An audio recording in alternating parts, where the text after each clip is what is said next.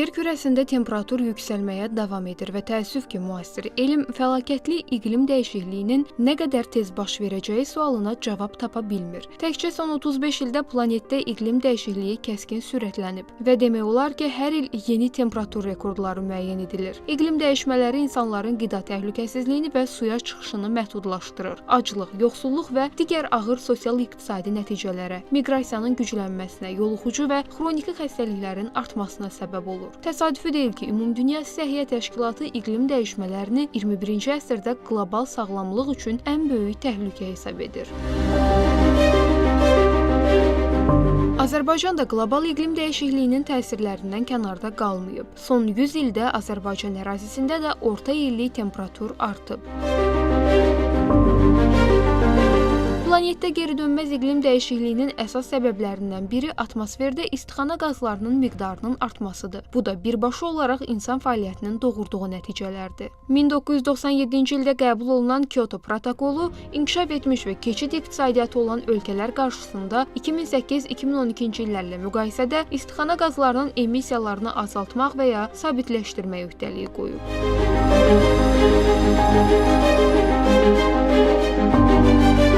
Bu istiqamətdə Azərbaycanın səyləri qlobal iqlim dəyişikliyinə verdiyi töhfələr böyük önəm daşıyır. Azərbaycan 1990-cı illə müqayisədə 2030-cu ilə qədər istixana qazlarının miqdarının 35%, 2050-ci ilə qədər isə 40% azaldılmasını hədəfləyib. 2024-cü ilin ölkəmizdə Yaşıl Dünya naminə həmrəyliyi ilə elan edilməsi, ölkəmizin COP29-a uğurlu ev sahibliyi etməsi Azərbaycanın gələcək nəsillər üçün daha yaşıl və sağlam gələcəyin qurulması istiqamətində gördüyü təqdirə layiq işlərdir. COP29 tədbiri çərçivəsində əldə olunan nailiyyətlər də böyük tarixi irəliləyiş hesab olunur və bir çox siyasi terminologiyada da ekoloqların, vətəndaş cəmiyyəti aktivistlərinin, dövlət hökumət başçılarının da söylediyi kimi Bakı irəliləyişi COP29 çərçivəsində əldə olundu və burada illik iqlim maliyyələşməsinin 300 milyard dollar həcmində müəyyənləşməsi və qarşıdakı